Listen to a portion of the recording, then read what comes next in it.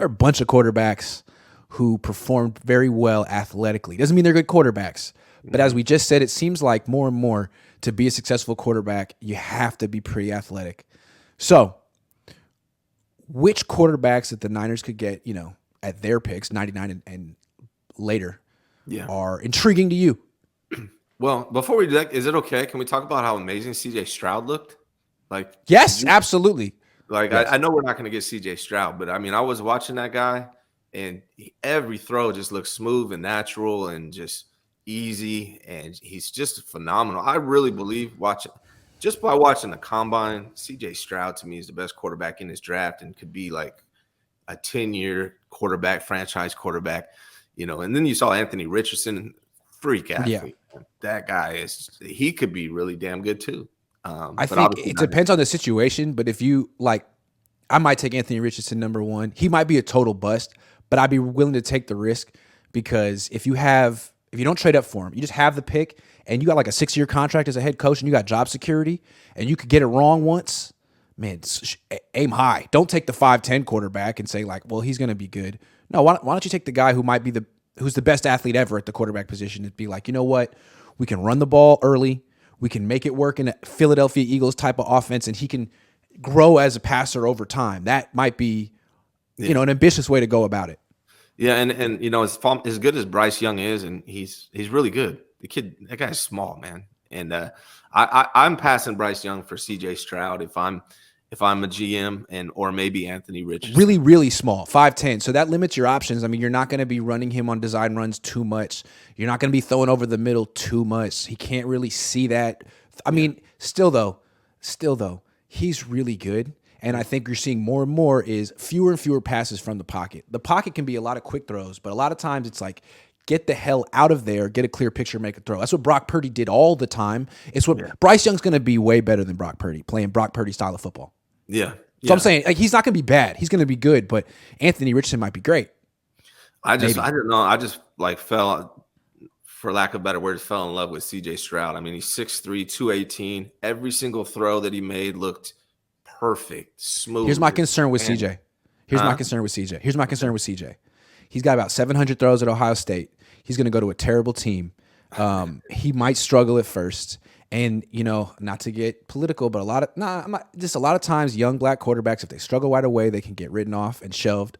But if he gets drafted really high, he might just get, a couple years. Like Justin Fields, the other Ohio State quarterback. Man, he's on a bad team. And they're already talking about, well, should they trade him or should they get the next guy? It's like, well, he has no one on his team. So CJ might have a little bit of a rough start, not to any fault of his, but if they could put a team around him, because that's the thing at Ohio State, you got a great team. There's no pressure. You never have to move in the pocket. You just drop back and throw. So you're not really prepared for that part of the NFL, but I mean, he's legit. Phenomenal. He's legit. He looks. Justin Fields is a much better athlete, I think, than CJ Stroud. But from a passing standpoint, there's not a throw that kid can't make. I mean, he was throwing 65, like on the go to a 65-yard ball, perfect. The guy didn't even have to slow down or anything. 65 yards in the air. And not only that, the short ones were perfect, just smooth, natural. His mechanics look great. I'm all in on CJ Stroud, man. If I had to bet on which one of these quarterbacks is going to be top notch, it would be him. But I did like Will Levis or Levi. I like him too. I actually think all four of the first round quarterbacks are worth the gamble because they're athletic. They're good athletes. Like Will Levis, people crap on him, but man, he was on a terrible team. His junior year was actually pretty good. Then he lost some people that had to play under Rich Scangarello. Niner fans, you understand. I mean, you should have sympathy for Will Levis. He had to endure the Rich Scangarello experience. So he could be like Purdy in the sense that he could go to a team that actually has talent and all of a sudden he looks competent or better. So I think all four of those guys are worth the risk. I'm not saying all four of them will be good. The Niners won't get a crack at any of them. I think there actually are other quarterbacks later in the draft who would look good on the Niners. I don't know about you, but I have like a list of 5 I've been looking at. Can I talk about one that everyone wants the 49ers to draft, who I do not want? Can I tell you? Can I bring up that guy? Jake Haener, man. I'm sorry, but that's not for me. Oh my God, he's a poor man's Brock Purdy, like really poor man's Brock Purdy. Like his arm talent was so bad. Like it was he's going to throw so many interceptions in the NFL. And I'm sorry, I know he's a local guy, and I understand that people probably have sentimental attachment to him because he's a local guy, but I'm not drafting Jake Haener for nothing. But that being said, there are a few guys actually, and I'm also not drafting Aiden O'Connell. I brought him up a couple weeks ago. He's just too immobile. He's just old school type quarterback. This was why didn't Jake Haener run? He had a 35-inch vert. He had a 7-second 3-cone. Like, he looks like he might be a decent. Look, I'm not against Jake Haener. What I want to know, don't tell me how good you are from the pocket. If you got to be good from the pocket, but to me, you got to be special as an athlete and getting outside the pocket. And I don't know if he is. I'd like to see. Why didn't you run, dude? I mean, Purdy ran. What are you afraid of? He's a backup quarterback at best. Just based on his arm talent, I was watching him throw, and it was just. Let me say something though. What you could do with Jake is if he's an undrafted free agent and you put him on the practice squad, that's sometimes a tough sell because those guys don't make a lot of money and it's expensive to live out here in the Bay Area. But he's from Danville. He went to Monte Vista, so you could be like, hey, man, you could live with your parents. Yeah. I bet if the 49ers offered him a UDFA, he would probably sign just because he's from out here. Right? It's like, yeah, man, we can't really pay you a lot, but you could literally live in the basement with your mom and dad. And the mom is the anchor for KTVU, so maybe he could just stay at KTVU, get an internship. Yeah, a side hustle. Yeah, no offense, man. I know I feel bad when I'm hard on these young kids, but his arm strength looked like I feel like I have more arm talent, basically, is what I'm saying. The Niners should sign me because I feel like I have more arm talent than Jake Haener. But you probably want to talk about. He just looks really small on the field. He looks frail. Yeah. But again, so does Bryce Young. It's hard to hold these guys. I'd be interested, but I don't think I'd draft him. I mean, I feel like there's other guys I like better than Jake Haener. Yeah. Yes, there is. Should we talk about those guys? Yeah. Sorry, Jake. Sorry, Jake. To be fair to Jake, if you're watching, I was really dismissive of Brock Purdy too. So hey, prove me wrong. Prove me wrong, Jake. Yeah. Let me hear your takes. I got a few of them too. So you tell me who your favorite one was. Well, I'm not a UCLA fan, but I follow them. I went to UCLA and I've been watching Dorian Thompson-Robinson for a really long time. And he had he wasn't great at UCLA, but this last year, all of a sudden, he completed 69% of his throws, which is nice. He also had 27 touchdown passes and like 12 touchdown runs. He's a really good athlete. And as we've seen with certain quarterbacks, you can improve your accuracy. He's been working with Jordan Palmer, who to me is the number one quarterback tutor. And he's seeing results. He's a hell of an athlete. He's a cannon. He has like the best 10-yard split ever recorded at the combine for quarterback at 151. Malik Cunningham did it too. So he's experienced like Brock Purdy. He started for 5 years. He threw like 1,300 passes. Excellent athlete. He's not that small. He's 6'2". Cannon. I mean, we'll see what he does in the cognitive test, but he went to UCLA, so I'm guessing he's pretty smart. That's the guy I like right there. And I don't know if he fits the Niners, but like if you like Mariota, well, he's in the same freaking system. You know, it's the same thing, kind of similar to Mariota. He had the fastest miles per hour on his pass, 62 miles per hour on his pass. He's a really good athlete. So he has all the athletic stuff there. He's got the arm talent. He's got the experience. He's got experience. I like him. Improving accuracy. That's the only thing I would say when I was watching him throw. He was a little inconsistent. Inconsistent. Absolutely. But the 49ers did meet with him. So do the Eagles. And again, he's a guy you could get late. Where is he getting projected to go? He did have a good combine. Maybe his stock is up. I don't know. He's basically ranked last right now in out of all the quarterbacks, I believe. Which you might be able to get him as a UDFA. Yeah, I don't understand it. It doesn't matter. It doesn't make sense to me why he would be last. What's funny is people say stuff like, well, he's really raw as a passer. He threw 1,300 passes in college. No. Anthony Richardson is raw as a passer. This guy's actually pretty polished. He can make all the short throws. I mean, ball placement is an issue. It might always be an issue, but he completed 70% of his passes last year. Kind of like Jalen Hurts, who was struggling with accuracy, but did have that last year at Oklahoma where he completed 70% of his throws, and that was sort of, prescient for what was in store for his future. If the 49ers got DTR, I would be happy. I'll tell you that much. There's other guys, though. I mean, there's also the two. What's so interesting is look at college football. NFL's, it's a very high-scoring game. Those national championships are like 50-48. The NFL sort of becoming like that. The two quarterbacks in the national championship were Max Duggan and Stetson Bennett, who was like Brock Purdy 1 and Brock Purdy 2. You know what I mean? It's pretty funny. So, I mean, I think if you put either one of those guys on the Niners, I feel like it would look a lot like it looked with Brock Purdy. Yeah, I like Stetson Bennett. I liked a guy that can run. Don't hear much about. I like that Tyson Baggant, whatever. Oh, he went to Shepherd or whatever. I like that guy, man. Based on the combine, he looked good to me, man. He threw a lot. I think he threw 2,000 passes in college. Now he's Division II. Maybe the Niners are scared off of Division II quarterbacks, but he threw 2,000 passes in college. I think he threw like 50 touchdown passes a season. He's got reps. He's got the tools. He's interesting. He's definitely. There's all kind of guys. Yeah, yeah. And who else? There was I don't know. Clayton Tune from Houston. Clayton Tune wasn't bad. The one guy that I really didn't like too much was Max Duggan. He didn't really jump out to me very much. He's fast though. He's hella fast. He ran a 4.52. Yeah, I'm talking about his arm talent. Yeah, I don't know about that. Much there, Jaron Hall, I didn't really see much. You know who I did like too was Tanner McGee.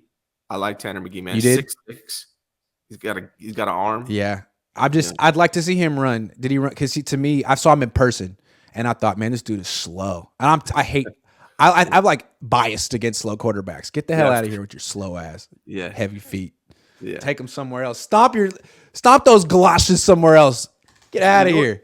You know what's crazy that I didn't realize is that Patrick Mahomes only ran a 4.8 40. That's true, but I don't care about the 40. I care about the 10. Yeah. I just care about those first 3 steps. Can you get the hell away from a pass rusher? If not, you're not going to make it. Otherwise, you better be Peyton Manning or Tom Brady. You really need to be like beating defenses before the snap, knowing where the ball is going to go. And how many quarterbacks can do that? The Hall of Fame quarterbacks can do that. So I'm open-minded.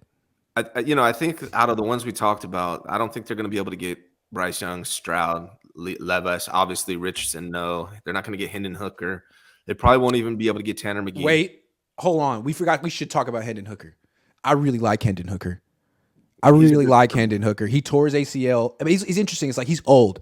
But it's like, do you want a quarterback to come into the NFL young or experienced? Yeah. And it used to be young, but now I think it's like, you know what, dude? Go back to school. Who cares how old you are when you come out? Because what's important is that you can play for your entire rookie contract. Like we can't be developing you on the bench for 2 years. I mean, ideally, you don't want to. So I would be interested in Hendon Hooker. That guy was efficient his entire time in college. Yeah, he played with ballers at Tennessee, but so did C.J. Stroud. So did freaking Bryce Young. You can't hold that against him. I would be interested in Hendon Hooker, but I don't know if he'll be there at 99. Yeah, that's what I'm saying. I'd be interested in him, but I just don't know if he's going to be around. And if he is, it's going to be with the 49ers' first pick. Do we really want to spend a first pick on a quarterback that's probably? I wouldn't be against it because it's the most important position. The way I would look at it is, I would draft a quarterback, and I would also sign one as an undrafted free agent. Bring it too. It. Why not? It's a quarterback position. You can't tell me that you know for sure. Forget the veterans, because the veteran is going to be some loser that you're going to give. He's going to be some guy. It's like, hey man, we can't even offer you any guaranteed money. You might be inactive. Like, okay, who you bringing in?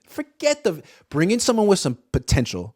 Draft a guy, sign an undrafted free agent, and be like, maybe one of the 4 of the guys in this room will be a franchise quarterback one day. Or not.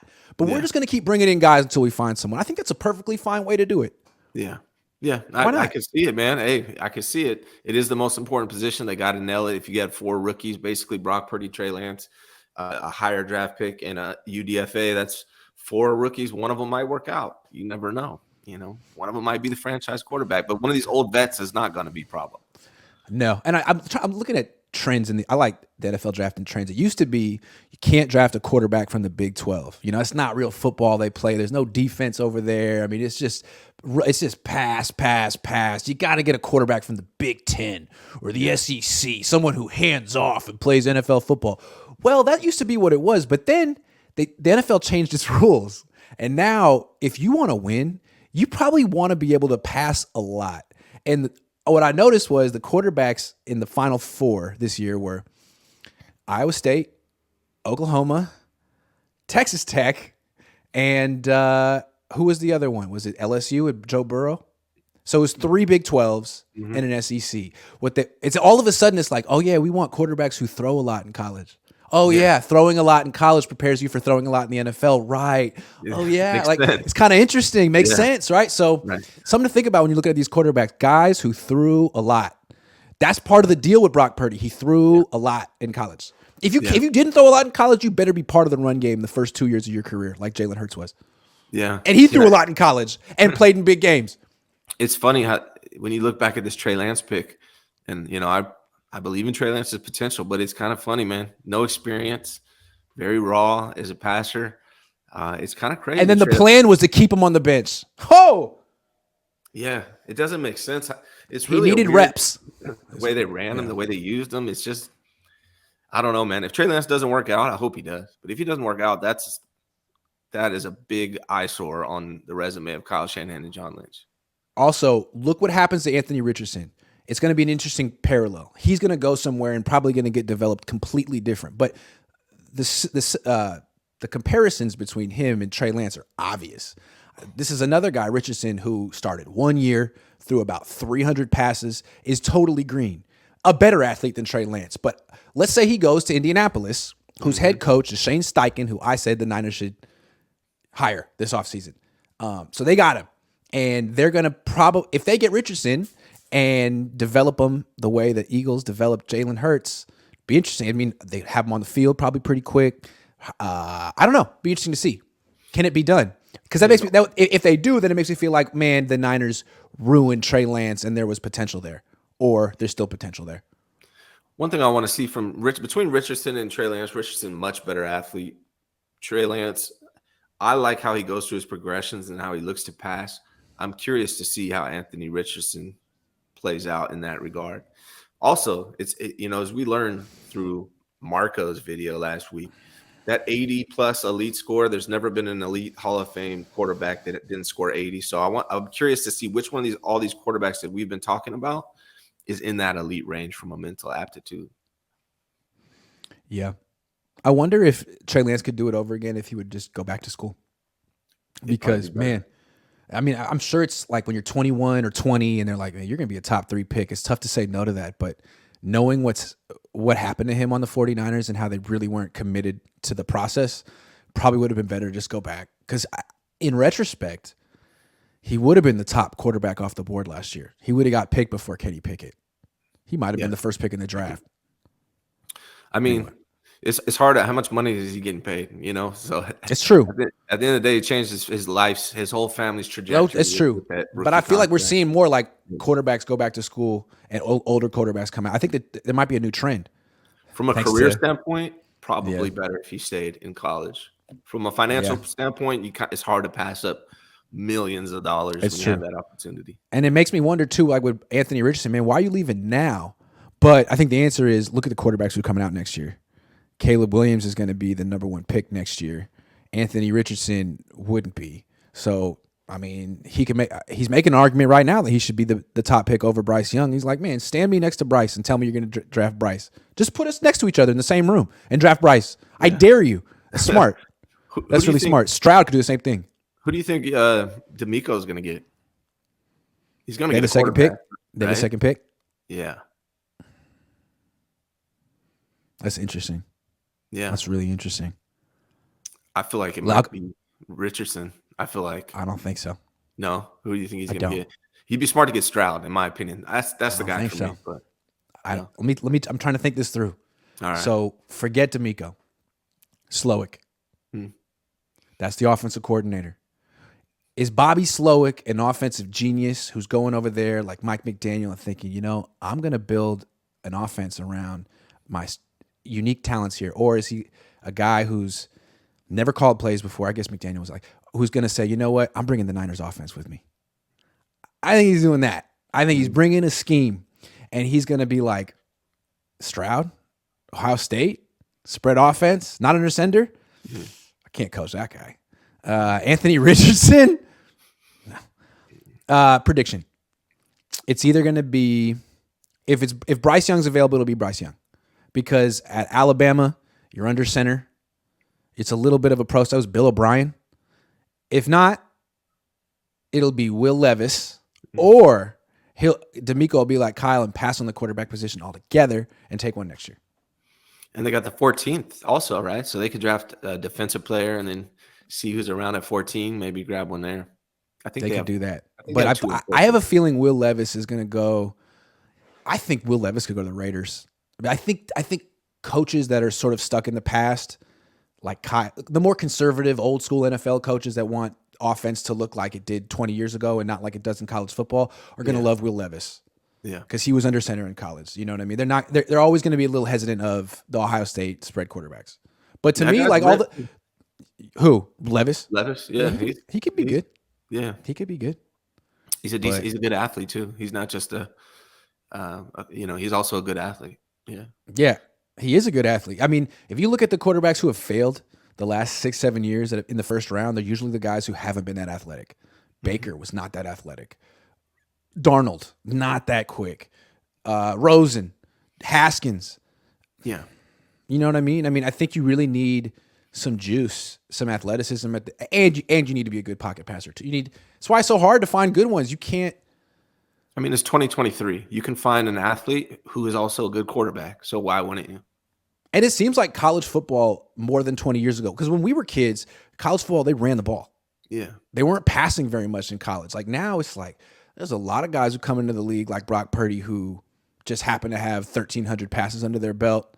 And they're like quick and smart and all. It's like, wow, actually, if given an opportunity, some of these guys can flourish. You wonder how many Brock Purdy's out there never got an opportunity on a good team. I mean, I feel like people are gonna be mad at me that I say this, but I still feel like Trey Lance has a really high ceiling. But there's at least 3 or 4 quarterbacks in this draft that I feel like are better than Brock Purdy and Trey Lance. I really do. Like these top 4 quarterbacks in terms of both. Yeah. Yeah, I mean, and I think it's interesting. Like, just look at what college is producing at the quarterback position right now. Last year was a down year, but this year doesn't seem like it is. Next year seems like it's going to be even better. There's no reason to be going out and signing Andy Dalton. Don't just say no. Andy, go become an announcer. Yeah. You should be an announcer / golfer. Yeah, maybe draft. Yeah, you're right. I think they could probably get one of these, they could probably get a guy like, I don't know. Who would they draft in the middle? I don't want them using their first pick on a quarterback. Well, the way I look at it is they have 3 comp picks in round 3. Yeah. That's like found money.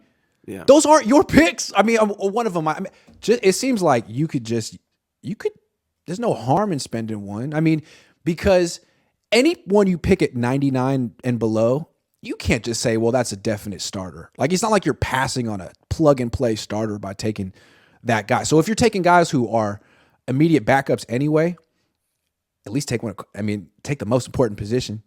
If you feel like you really like them, don't take CJ Beathard at pick 102 or 104 like you did 6 years ago. Don't do that. Right. But if you're the guy that you think is dropping, that you had higher on your board, that's not a reach, I'm all for it. You know, that's the freaking quarterback position. But I don't know who that guy is. It is not Tanner McKee. I'm sorry. Maybe it is Tanner McKee. Maybe it is Tanner McKee. But he can't. I just feel like you can't be slow. You can't. And what it built to me, everyone was always hung up on Jimmy Garoppolo's quick release, man. That's what's more important is quick feet. Joe Montana had quick feet. Steve Young, Jeff Garcia. Bill Walsh was always about the feet of a quarterback. And I think he's 100% correct on that. Go back and watch Jeff Garcia's highlights. That dude was out of the pocket hella fast. Yeah. Hella fast when he needed to be. I'm not going to argue with Bill Walsh. That's for sure. That's the way for damn sure. Shout out to Bill Walsh.